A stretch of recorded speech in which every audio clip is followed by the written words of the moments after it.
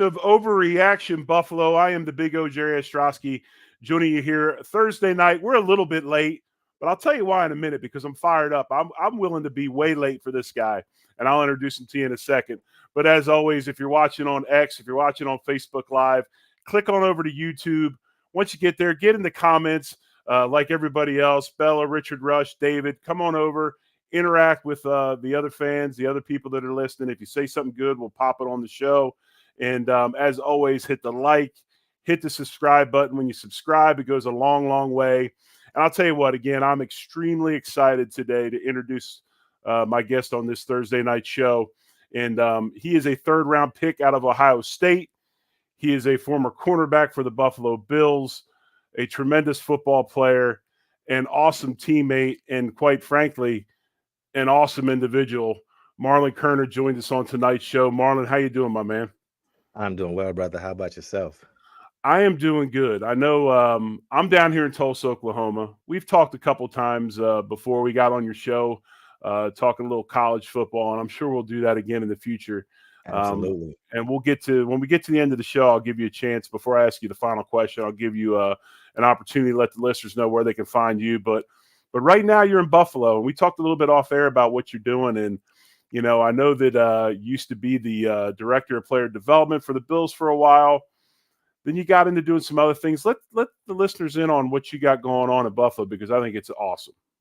So currently, I took a new role, getting away from football, just spending some time with family and trying some other things. And I now have a role with the Community Foundation for Greater Buffalo. I am officially the director of client relations and CGLI. And that's just a fancy term for saying I have some people that have funds and they have some philanthropic goals that they like to do within taking care of other organizations. And they have grants and wishes that they want to give out to make sure they give back to the Western New York community. So we just help facilitate that, make sure it goes smoothly. But the other half of what I do, which I'm really proud of, which is really interesting, is the CGLI stands for Communities of Giving Legacy Initiative. And what it is it's a fund that's held at the Community Foundation. A lot of Black leaders in early 2000s came together and said, we need to figure out a way to bring up and develop the next generation of givers, to make sure that we have people that are also looking at both sides of it, to make sure that Buffalo itself is taken care of. And so what we do is we really go through, we're teaching the younger generation, we say trailblazing youth of color in Western New York, teaching them about philanthropy, teaching them about why it's important to give back, more importantly, how to give back. So we have a program called TYP, which stands for the Young Philanthropist Program. We purchased a curriculum. We have the Buffalo Urban League actually administers that program, and we're getting people at the high school level, teaching them about philanthropy, teaching them ins and outs of why it happens. How do you get a grant? How philanthropy helps offset some of the things that the government does, and why the government is out so much about trying to get the DAF money out in the community, because it helps offset some of the things that the government does. And then we also send 10 kids a year to Washington, D.C. for close-up, giving them a peek behind what it looks like to be in the legislative branch and learn why and how laws are made and why we do certain things in our community. So we take them there to D.C. for a week, and then we get them in with Mayor Byron Brown and other people of his staff, so they can really understand what it's like to kind of make policy, and then hopefully maybe turn somebody into a new politician, but more importantly, really just help them learn about philanthropy and how they can give back to support their own community. So I'm loving the role, loving what we're trying to do, and I'm 5 months into it, so a lot to learn, but definitely Buffalo is like home, and you run across so many people that you've come across another pathway. So it's just, hey, I know you. Hey, what are you doing? I'm doing this now. We should talk. So I'm loving doing all those things. I don't think people understand just philanthropy, giving, kindness to other people. It's something that starts at a young age. You learn those things, and it's amazing that you guys are doing that with the kids in the community of Buffalo. And I just want to say thanks. I think that's awesome, and you're making a difference. And again, thanks for coming on tonight. But I just want to kind of shift a little bit. You know, I'm an O-line guy, right, Marlon? Right. I punch people and knock people down and drag people, move people from point A to point B. You played a position, 43 career games over your career before, obviously, just a terrible, terrible, unfortunate injury. Um, you played 43 games of what I think is the hardest position in football, playing cornerback, being outside, being on an island, playing against the other team's top receivers. And just, I wanted to get your viewpoint on this. I don't, I understand, but I don't understand. It's kind of, a lot of people think they understand offensive line play, but until you get in the middle of it, you do it, you don't understand it. Right. Kind of real quick as we move along, the first thing I want to say, just your overall general view of this Buffalo Bills secondary, especially let's talk about the cornerbacks first. Obviously, Rasul Douglas, Benford, Johnson, just kind of your thoughts on this group of cornerbacks before, and I'm going to move that into another area here in a moment, but just your thoughts on that view of cornerbacks for this team. Well, I like those three guys. I think when you look at Taron Johnson and Rasul Douglas, proven. I was a fan of watching Rasul Douglas when he was with the Packers. So when we made that trade, I'm like, that is a great trade. And you didn't know what it was going to look like because you were hoping that maybe Tre gets healthy. We don't know what that's going to look like. But he showed that, hey, listen, he can play.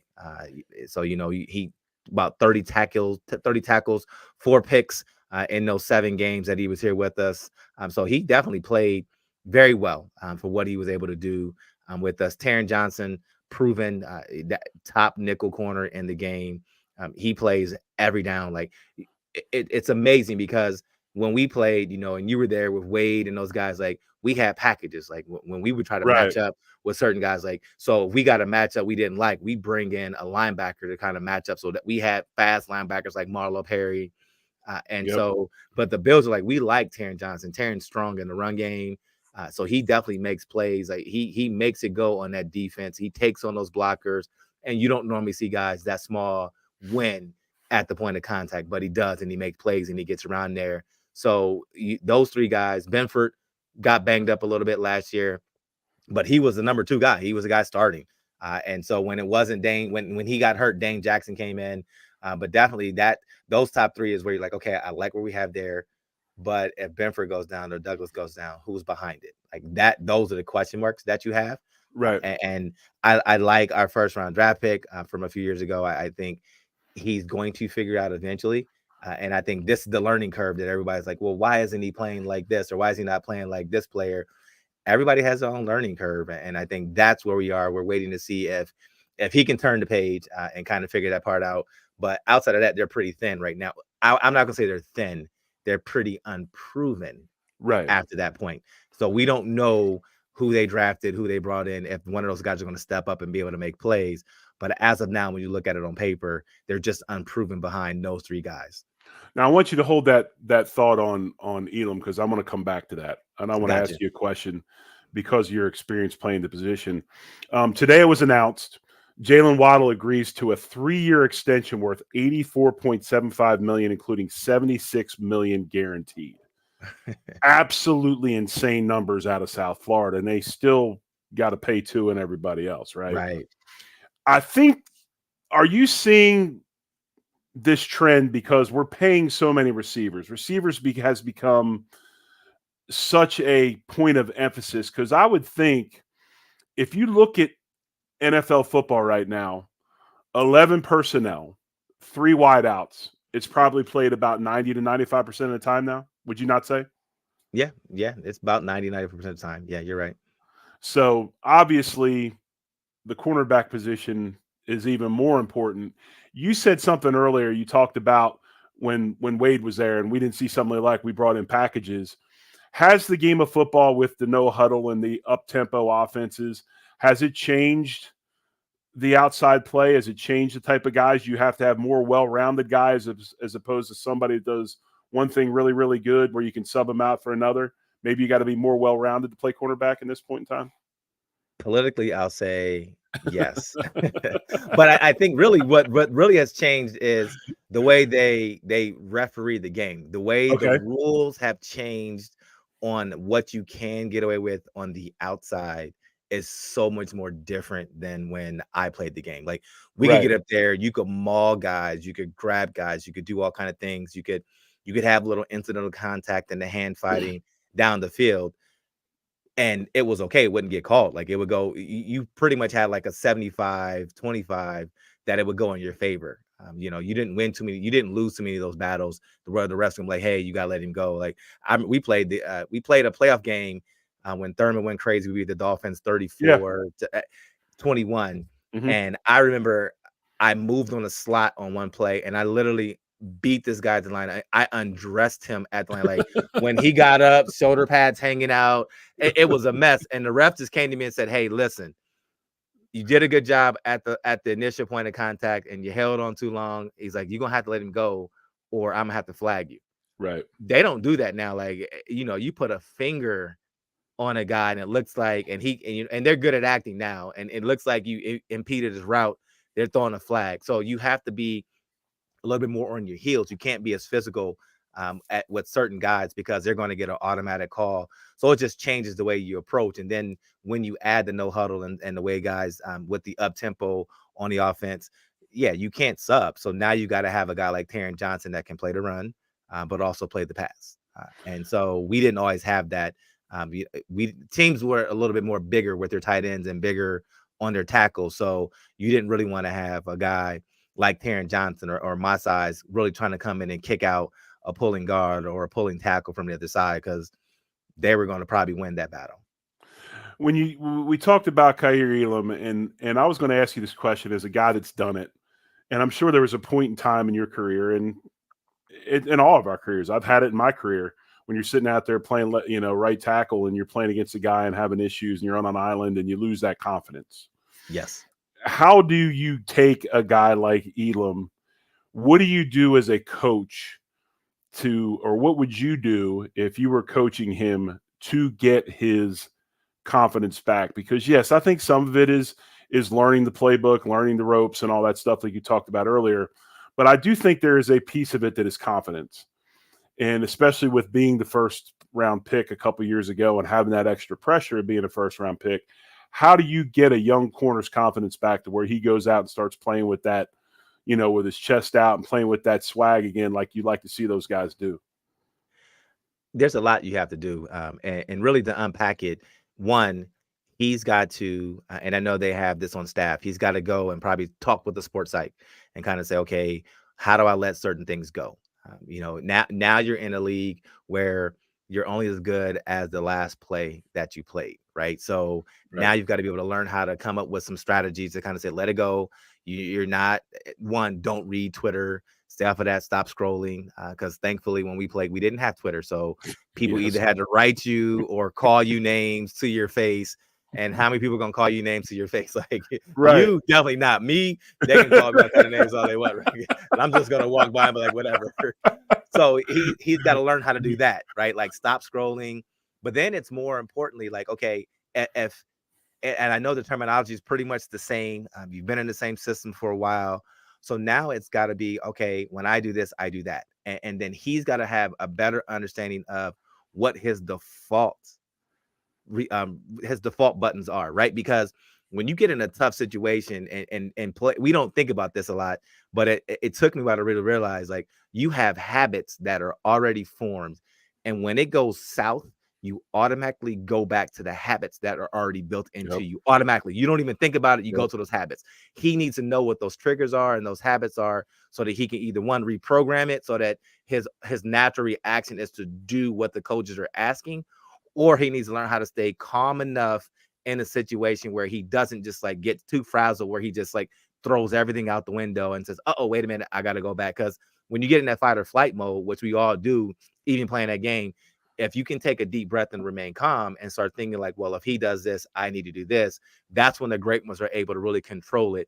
If you can't control your own thought process and really and control how and regulate your emotions, then that's where you get in trouble. And I think he just needs to learn how to do some emotional regulation. It took me a long time to learn how to do it. And I learned, if I took my emotion out of it, like, just remain calm, stay even keel. Like, it doesn't matter, good play or bad play. We're going to high five. We're going to walk back. And that's it. Like, we don't dwell on it. And you breathe. You have certain breathing techniques to kind of stay calm. If he can get to that point, then I think he'll be able to start making those plays. And you saw that at times late in the season, like he made some plays, he had an interception, like, okay, but then you saw times where he just like he played really fast. And he's the type of person that looks like when he gets fast, he gets ahead of it, that's where he makes those mistakes. And he just needs to learn how to take it easy, breathe, control it, and just let the game play around him. And he just reacts to what he sees as opposed to trying to like, oh, I think he's going to run this, and then he jumps around and they do something different. So if he can do those things, I think he'll be able to turn it around. And that's a hard thing to do for a player. And he needs some strong coaches around him. And that's why I miss Tre being back there, because I thought Tre would be really good for him, because Tre was a master at being very even keeled, never too high, never too low, just very consistent, so that he could regulate his emotions and play at a high level all the time. You know, Marlon, and it would seem to me, and the great corners, the corners that play, you know, the ones we all talk about, they seem to have that ability. And like you talked about Tre just being, you know, easy and smooth, they almost have that ability to dictate where they want the receiver to go without even kind of going over the top doing it. You know what I mean? And I think that's where Elam is right now. He's still a little on his heels, and the receivers, he's reacting to the receiver more than him making the receiver do what he wants. And my question to you is this: as a guy that comes from the SEC, that plays at Florida, who's playing against the best receivers in the country week in and week out. I know you think it's at Ohio State, but you know they do have really good ones in the SEC. I'll give you that SEC. The SEC is probably the top conference right now. Yes, I'll give you that. Well, but you've had some really, really good ones over the past so many years get drafted very, very high, including this season with Marvin Harrison Jr. But when you take that player who was a in your chest physical press corner, you draft him in the first round, and now you're teaching him a lot of cover two zone techniques and more of a passive type game. Right. Is that more of a miss on the front office of bringing, you know, did they put him in a bad spot because that's not what his skill set is, or should you be able to flip and do both? I mean, is it hard to go from being an aggressive press man corner to playing predominantly zone? For some players, yes. It's just when you get overly aggressive and that's what you want to do all the time, then it's difficult to kind of say, let me turn that off and dial that back.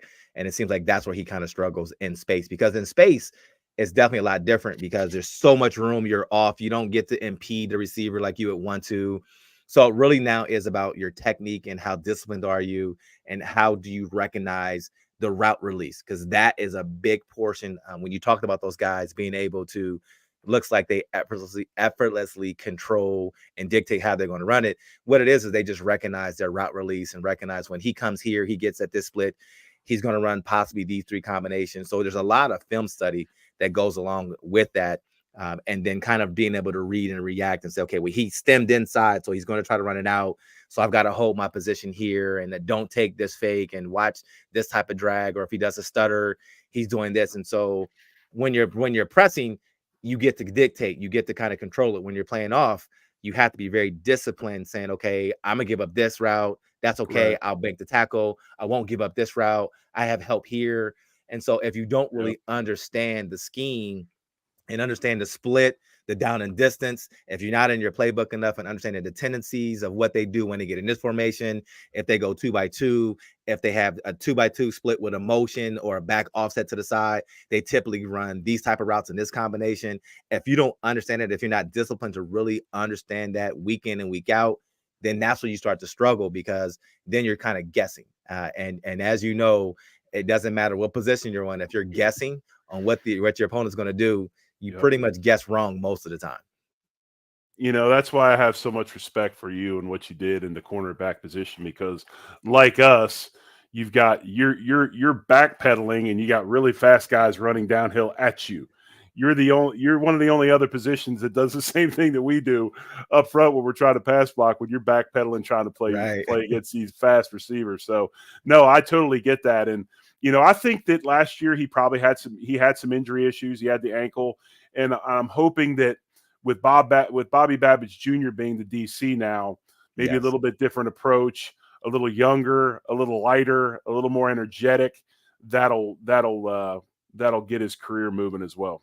I hope so, but I love Bobby Babbage Jr. I was there with both Bobby junior and senior, and Right. they're both a hoot. They're both really Well, see, funny. senior, I know senior. I know them very well. They're senior played at Tulsa like I did. I Yeah, actually helped coach the offensive line some when I played at Tulsa, so I've known him for quite a while. Know his good dude, good wife's family. family. Yes, amazing people.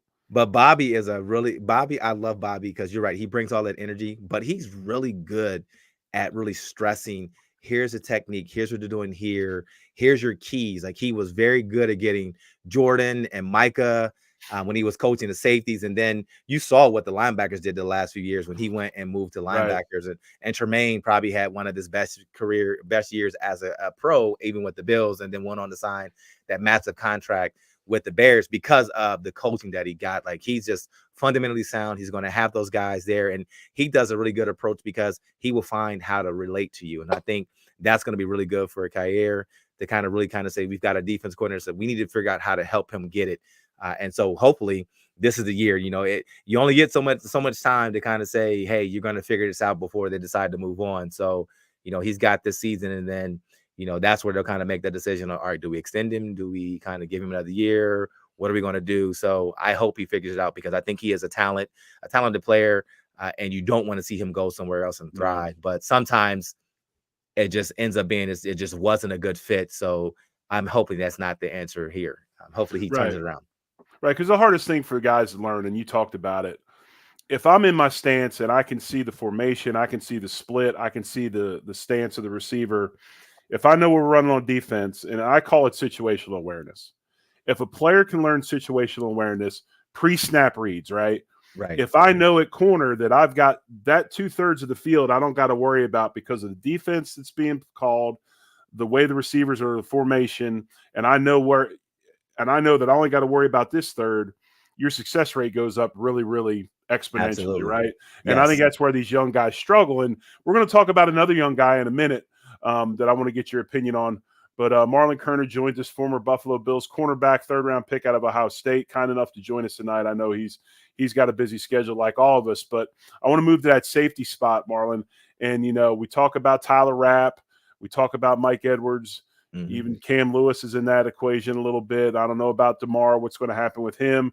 We lose our two goats, right? We lose Right. Poyer and we lose Hyde. Now, I don't know if the stories of Hyde's demise are premature or not. I mean, there's a lot of people dangling out there saying that he would come back if he was going to play for the Bills. We don't know yet. I think we have to probably see how some of these other guys, transpire and how they grow through training camp. But we take the third round pick, like you're a third round pick as well, and we put it. We go ahead and draft Cole Bishop out of Utah, and on paper, on film, everything matches up. But Right. again, like Elam, you got to get this guy ready to play in the NFL.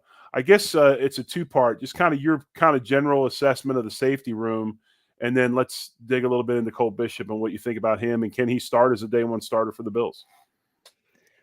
I think he can. One, I'll answer the second question. I think he could start as a day one starter for the Bills. It just depends on how fast he can pick up the offense. I think when you look at losing Poyer and Hyde, you not only lose the guys that were productive, very productive for their career. I mean, looking at last year, 155 tackles or 156 tackles between the two of Right, them, a couple interceptions, some sacks, and that's low productivity for them for the season, right? Like generally, you're going to see both of them have like 3 or 4 right, interceptions. Poyer probably have more sacks, but it was just one of those seasons where injuries caught up with both of them. I know Jordan pretty much played the entire season injured. Uh, there was just a lot going on with him. Hyde in a neck injury. And so those are things you're like, all right, well, they were getting old because it's easy to say they're getting old. It's time to move on. Yeah, we understand that's how the game is. That's the business. That's the nature of this business. But then you talk about the leadership. Like they were with Coach McDermott from day one. Those are two guys they yep, identified as we need to have them. They were in the system. They knew the ins and the outs of the system. So even when they weren't playing, you had another coach on the sideline that says, hey, look for this, look for that. When you're looking in the film room and studying all week, even if they knew they weren't going to play, you had somebody you can go to as a player, especially as a young player. Hey, what did you see on this? What am I doing here? What could I have done differently on this play, even in practice? How are you approaching the game? How are you studying? Hey, come to my house. I'm going to show you how to do certain things. Hey, meet me in the film room. We're going to spend another extra hour at the end of practice. Here's how you take care of your body. All the little nuances that go into being a pro, you also lose that with them being gone. So you don't have the people that you can bounce ideas off of. You don't have that extra quarterback on the field, and those guys were the quarterbacks on the field. Like, and that they got everybody lined up in the secondary.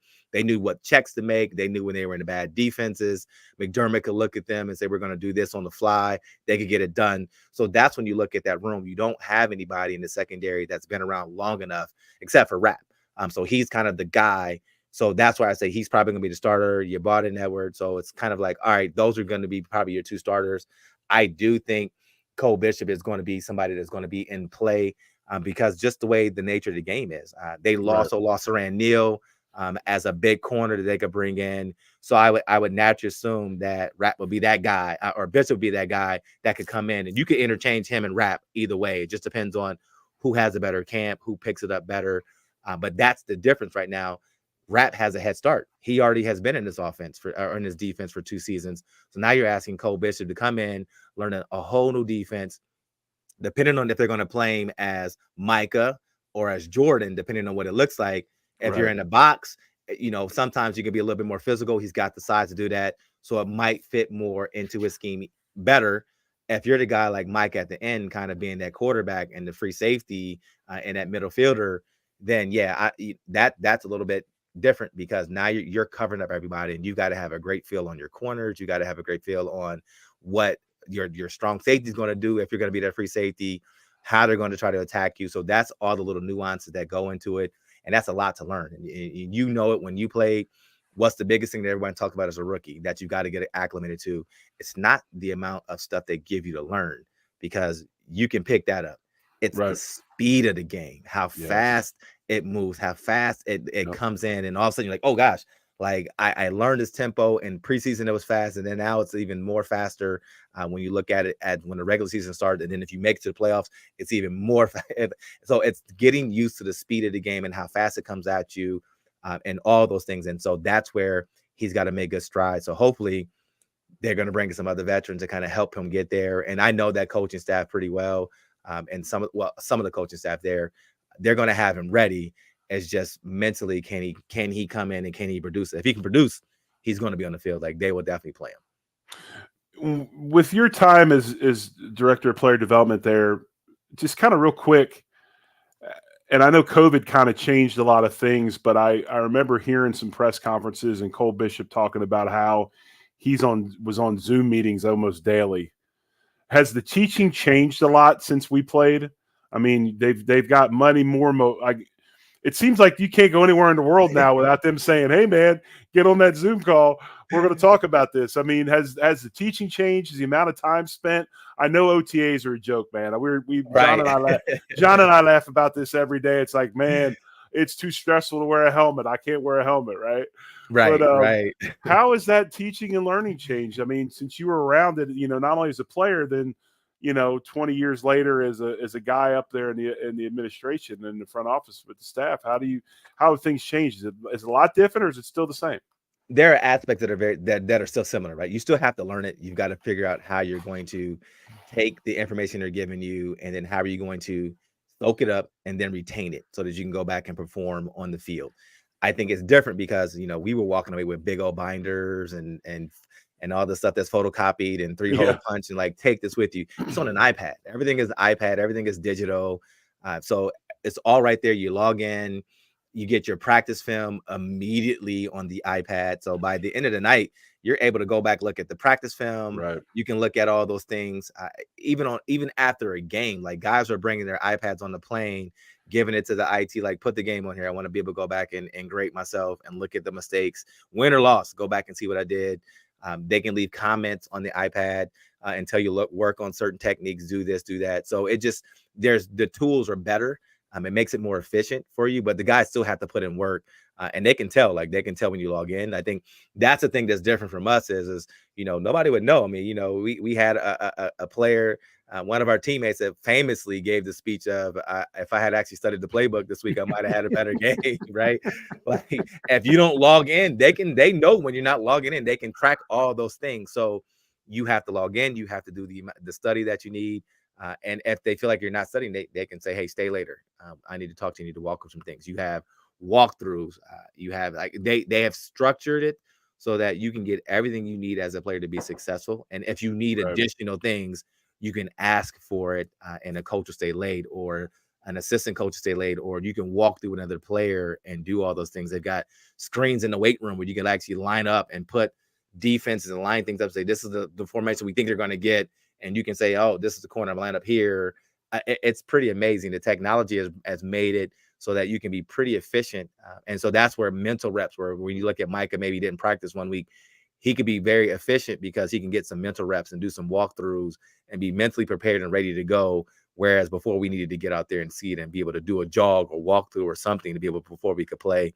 So I love it. I mean, I remember watching a guy, Saran Neal, his rookie year coming in, and he was like, I'm a visual learner coach. And I'm like, all right, so how are we going to learn it? And he literally was taking Skittles. Like, it was amazing to watch a kid take his playbook, look there, and he's laying Skittles out in different colors. And this is the formation, and I'm this color Skittle. And when they do this, I do that. But that's what he did to kind of figure out Right. the playbook and learn it. And he made the team that year. Right. Like, hey, man, look, I said, I'm not going to knock anything. Whatever you need to do to be Yes. successful, you do it. And so I laughed because I was like, I ate the Skittles. I wasn't laying them out there, but I got you. I understand it. But he made the team, and he ended up being a really good, strong special teams player for us. And so that's another guy that they lost out of the secondary.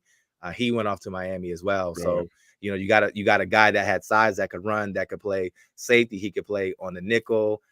As well, if you wanted to go jumbo nickel, and bring in him and Taron, he was one of those guys. So you've got some holes to fill in that secondary, but those are some of the things that guys are going to have to figure out. And that's what Bishop is going to have to learn how to do, is can he, whatever he needs to do to figure out and learn it, can he do that as a rookie coming in? And then I think he'll be fine. I think he's definitely dubbed as a guy to eventually be one of those starters.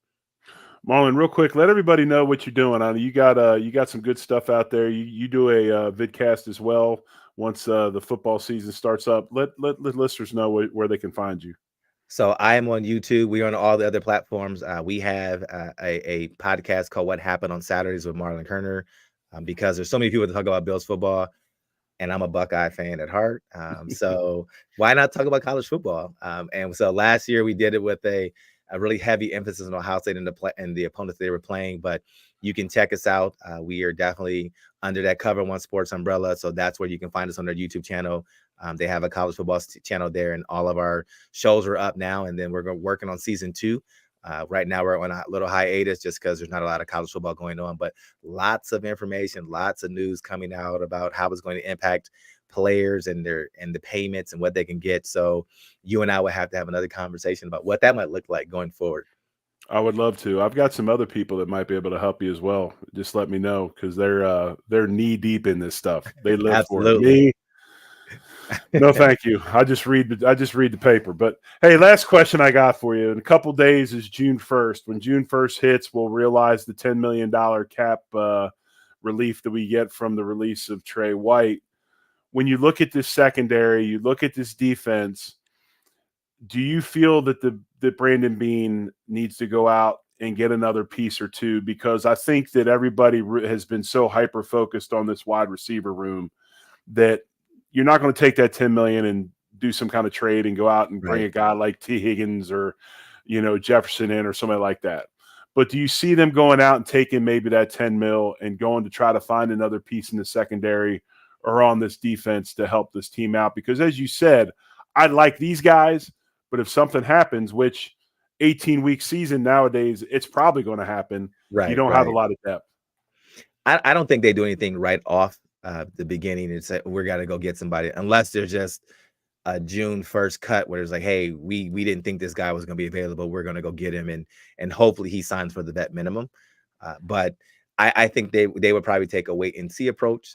The Bills are one of the few teams that are always trying out guys. They always bring guys in during the season just to try them out, work them out, see how they're doing. Always making moves and making changes with their they're practice squad players. They'll go in and they'll work out corners constantly. They'll bring a corner, sign a corner, release a guy, do this, do that. So I don't see them being active players right off the bat. But I think you'll go to camp and see what these guys look like. And if you don't like it, then yes, you'll go and find somebody. You'll go look and see what it might look like. Hyde still on the table if he's healthy, but I would see him as a guy that's after week 1. So you would really get through training camp, get through week 1, and then if you don't like the way your safety is, if you have a major injury and he's there, then you would say, okay, Micah, come on back, because he already knows the offense, or I keep saying offense. He already knows the defense. He's already been a guy that's been a leader on the team. He already has relationships with most of the people there, so I could see him coming, but I wouldn't see that until maybe week 2 or later is when that might happen. But you're going to take that 10 million. You're going to look at it. They've already identified guys that they would say he could be released. And you could see somebody making a trade. I could see them using that to parlay somebody that maybe was a surprise cut after everything was done. That's where you would bolster it. Like, hey, you know what? Let's go get this guy. We like this guy. He's a better addition, because then you're getting value. Guys kind of want to make sure they pay. You could, if you can claim a guy on waivers, that always works better for you, because now you're like, I've got a little lower of the salary cap hit, because you want to do that. I think they keep that salary cap to themselves to be able to use it throughout the season if they need to. And then it gives you to release what you want to do and relief for what you want for 2025, because that's what you're playing for. And you did all those moves so that you can have a little bit more freedom in 2025.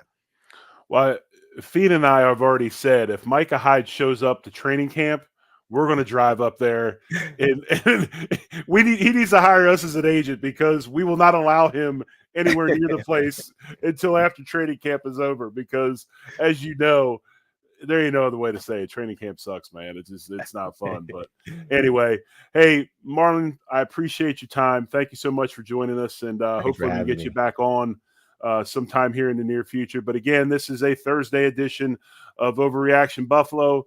I am the Big O, Jerry Ostrowski. He is Marlon Kerner. And as always, go Bills.